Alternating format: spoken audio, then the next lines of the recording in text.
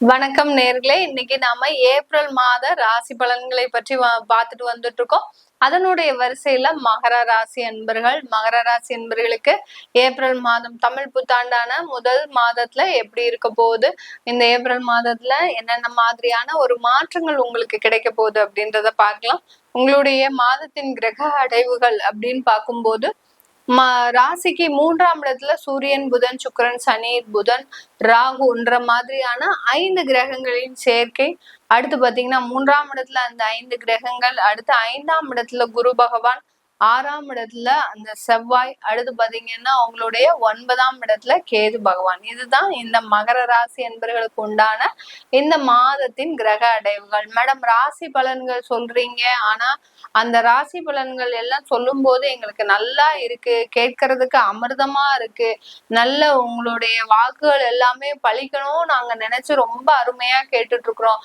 ஆனா எதுவுமே பழிக்க மாட்டேங்குது, எங்களுக்கு ஏன் தான் இப்படி இருக்கு தெரியல. இல்ல எங்களுக்கு கேக்குறதுனால எங்களுக்கு எந்த பிரச்சனைகள் இருக்குதா, இல்ல உங்களுடைய கிரகங்களின் கணிப்புகள் எங்களுக்கு வேலை செய்ய இல்லையா, இல்ல எங்களுடைய தலைவிதியே இப்படிதானா அப்படின்ற மாதிரியான நிறைய சந்தேகங்கள், குழப்பங்கள் இந்த மகர ராசி என்பர்களுக்கு தான் இருக்கும். ஏன்னா அவங்களுடைய வாழ்க்கையில உழைப்பு மட்டும்தான் பிரதான ஒரு அமைப்பா வச்சிருப்பீங்க.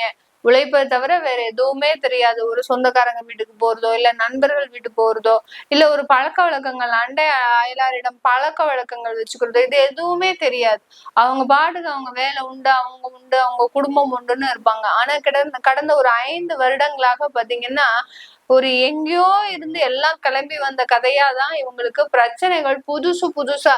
நான் பாட்டுக்கு தானே போயிட்டு இருந்தேன், இந்த வடிவேல் காமெடி மாதிரி நம்ம பாட்டுக்கு சிவனே தானே போயிட்டு இருந்தோம், அதையே நம்மளை மாத்திரம் பிரச்சனைகள் துரத்திக்கிட்டே வருது அப்படின்னு சொல்லக்கூடிய அளவிற்கு ஏதோ ஒரு கிளம்பி உங்களை ஒரு பிரச்சனைகள் உங்களை ஆட்டி படைக்கக்கூடிய தருணம். அந்த பிரச்சனைகள் வரட்டும், வேண்டான்னு சொல்லல மேடம், ஆனா அதுக்குன்னு ஒரு அளவுக்கு இருக்கு. அந்த பிரச்சனைகளே வாழ்க்கையா போயிட்டு இருக்கு, அந்த அளவுக்கு ஒரு கெடுபடியான ஒரு நேரமாக இருக்கு அப்படின்னு சொல்லக்கூடியவர்களுக்கு இந்த ஏப்ரல் மாதத்துல உங்களுக்கு இருக்கக்கூடிய அந்த கிரகங்களின் கோச்சார நிலவரப்படி பாத்தீங்கன்னா அமைப்புகள் எல்லாமே உங்களுக்கு நல்லா இருக்கு.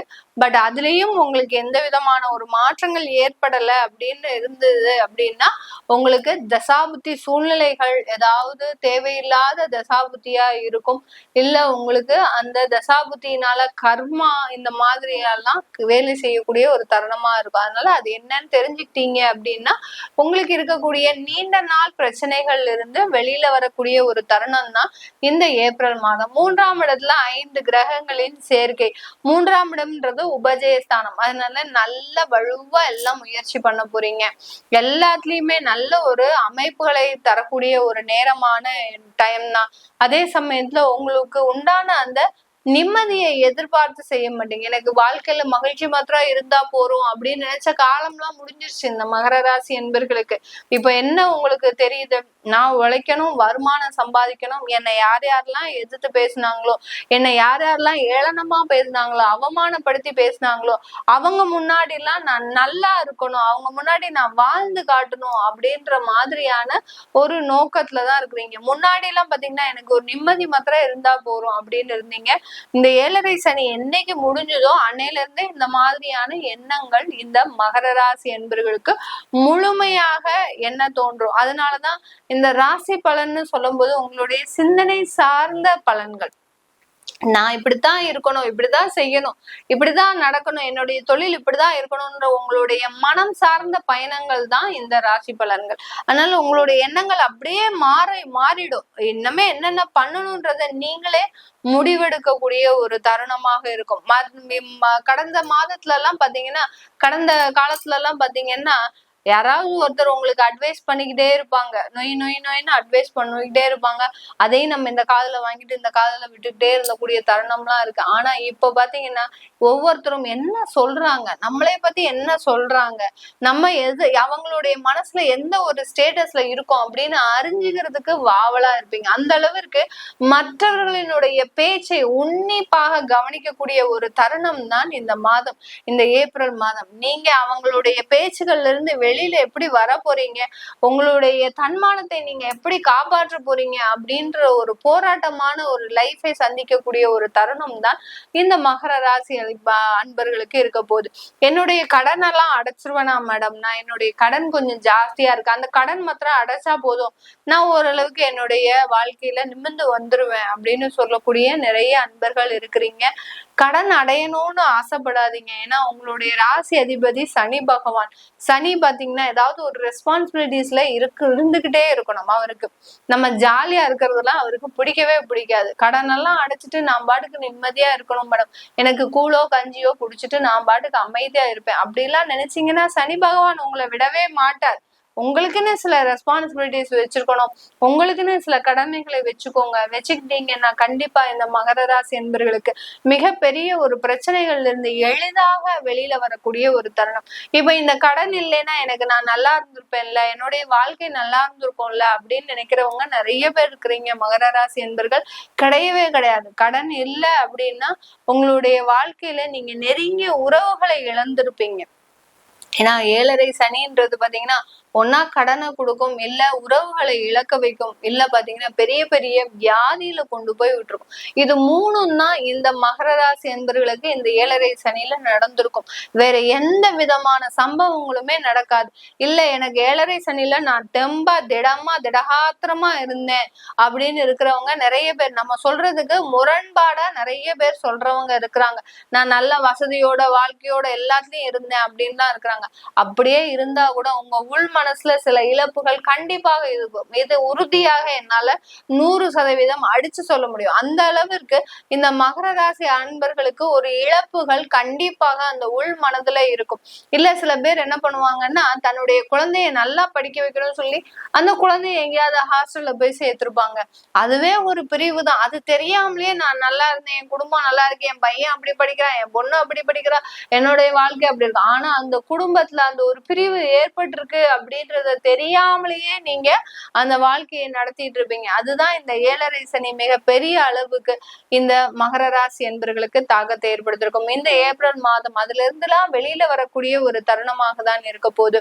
உங்களுடைய கடனுடைய அளவு குறையக்கூடிய ஒரு தருணமாக இருக்கும். அடுத்து பாத்தீங்கன்னா உங்களுக்கு கிடைக்க வேண்டிய நன்மைகள் கொஞ்சம் ஸ்லோவா தான் வரும். பெரிய அளவுக்கு இந்த ஏப்ரல் மே மாதத்துல இருந்துதான் உங்களுக்கு ரொம்ப பெரிய அளவுக்கு சாதகமான ஒரு சூழ்நிலைகள் வரும். ஏன்னா கேது பயிற்சி ஆனாதான் உங்களுக்கு கிடைக்க வேண்டிய நன்மைகள் எல்லாமே முழுமையாக கிடைக்கக்கூடிய ஒரு நேரமாக இருக்கும் இந்த மகர ராசி என்பவர்களுக்கு. திருமண ஏற்பாடுகள் பண்ணலாமா, எங்களுக்கு 4ஆம் இடத்துல சூரியன் உச்சமா இருக்கிறாரு, அதனால திருமண ஏற்பாடுகள் பண்ணலாமா அப்படின்னு கேட்டேன். 4ஆம் இடத்துக்கும் 7ஆம் இடத்துக்கும் என்ன சம்பந்தம் அப்படின்ற மாதிரியான ஒரு கேள்வி எல்லாருக்குமே இருக்கும். இந்த 8ஆம் வீட்டு அதிபதி 4ஆம் இடத்துல இருக்கும் போது அந்த திருமணம் சம்பந்தமான உறவுகள்ல கசப்புகள் ஏற்படும். திருமணம் ஏற்கனவே ஆயிடுச்சு அப்படின்னா கண்டிப்பா அந்த இடத்துல இந்த ஏப்ரல் மாதம் அந்த உறவுல தேவையில்லாத வாக்குவாதங்கள், திடீர் ஈகோ ப்ராப்ளம்ஸ், அடுத்து பாத்தீங்கன்னா தேவையில்லாத மனக்கசப்புகள், அப்படியே இவங்க 2 பேரும் தம்பதிகள் 2 பேரும் நல்லா இருந்தாலும் குடும்பத்துல இருக்கிறவங்க அங்க கும்மி அடிச்சுட்டு போவாங்க. அதுதான் இந்த மகர ராசி என்பவர்களுக்கு 4ஆம் இடத்துல உச்சமாக இருக்கக்கூடிய சூரியன் செய்யக்கூடிய வேலை. அடுத்து பாத்தீங்கன்னா இந்த காலகட்டம் நீங்க ப்ராப்பர்ட்டி எல்லாம் வாங்கக்கூடிய ஒரு தருணம் தான். நிறைய சொத்துக்களை வாங்குறது, அடுத்து பாத்தீங்கன்னா உங்களுடைய வாரிசுகளின் பேர்ல சொத்துக்களை மாற்றி அமைக்கிறது, இதெல்லாமே சுலபமாக நடக்கக்கூடிய ஒரு தருணமாக தான் இருக்க போது இந்த மகர ராசி என்பவர்களுக்கு. அரசியல்வாதிகளாக இருக்கிறீங்கன்னா அரசியல்வாதிகளுக்கு இந்த காலகட்டம் ஒரு நல்ல ஒரு நிரந்தரமான ஒரு அரசியல் சார்ந்த பயணத்தை கொடுக்கக்கூடிய ஒரு தருணம். நம்ம அரசியல்ல இருக்கிறதா, இல்ல வேலைக்கு போறதா, இல்ல வேற ஏதாவது பிசினஸ் பண்றதா, இந்த மாதிரியான ஒரு குழப்பமான சூழ்நிலையில இருந்திருப்பீங்க. 7.5 சனி 7.5 வருடம் உங்களை உண்டு இல்லைன்னு ஆக்கிடுச்சு. எங்க போறதுன்னு தெரியாம நடுத்தருவுல நிக்கிற மாதிரி ஒரு சில விதமான ஒரு ஸ்டேஜுக்கு வந்திருப்பீங்க. இது எல்லாமே இந்த அரசியல் சார்ந்த நிரந்தர பயணத்திற்கு வழிவகுக்கக்கூடிய ஒரு தருணம் தான் இந்த மகர ராசி என்பவர்களுக்கு. பெரிய பெரிய தொழிலதிபர்களுக்கு இந்த காலகட்டம் நல்ல தொழிலை வளர்ச்சி அடையக்கூடிய ஒரு தருணம். நல்ல ஒரு முயற்சிகள், கடின உழைப்புகள் இருக்கும். அந்த கடின உழைப்புகளின் பேர்ல உங்களுடைய சொந்த தொழில்கள் நல்ல வளர்ச்சி அடைவதற்குண்டான ஒரு தருணமாக இருக்கும். மீடியால எல்லாம் இருக்கிறீங்க அப்படின்னா, சினி துறையில இருக்கிறீங்க, இல்ல பெரிய பெரிய கலைத்துறையில இருக்கிறீங்க அப்படின்றவங்களுக்கு எல்லாம் இந்த மகர ராசி என்பவர்களுக்கு உங்களுடைய உழைப்பு மட்டும்தான் இந்த ஏப்ரல் மாதத்துல நீங்க செய்யக்கூடிய ஒரு வேலை. வேற எதுவுமே கிடையாது. வேலை வேலை வேலை வேலைன்னு செஞ்சுக்கிட்டே இருக்கணும். சில முயற்சிகளை எடுத்துக்கிட்டே இருக்கணும். நிறைய பிரயாணங்களை மேற்கொள்ளுங்க. மீடியால இருக்கிறவங்க எந்த அளவுக்கு பிரயாணங்களை மேற்கொள்றீங்களோ அந்த அளவுக்கு உங்களுக்கு வாய்ப்புகள் உங்களை தேடி வரக்கூடிய ஒரு தருணமாக இருக்கும். இது எல்லாமே நம்ம கோச்சார நிலவரப்படி பலன்களை சொல்லிட்டு வந்திருக்கிறோம். உங்களுடைய திசாபுத்தி சுய ஜாதக பலன்களை பார்க்கணும் விருப்பப்படுறவங்க கீழே இருக்கிற நம்பருக்கு வாட்ஸ்அப்ல அப்பாயின்மெண்ட் வாங்கிக்கிட்டு நீங்க என்கிட்ட கன்சல்ட் பண்ணிக்கலாம். உங்களிடமிருந்து விடைபெறுவது உங்கள் ஆஸ்ட்ரோ பூர்ணா. நன்றி, வணக்கம்.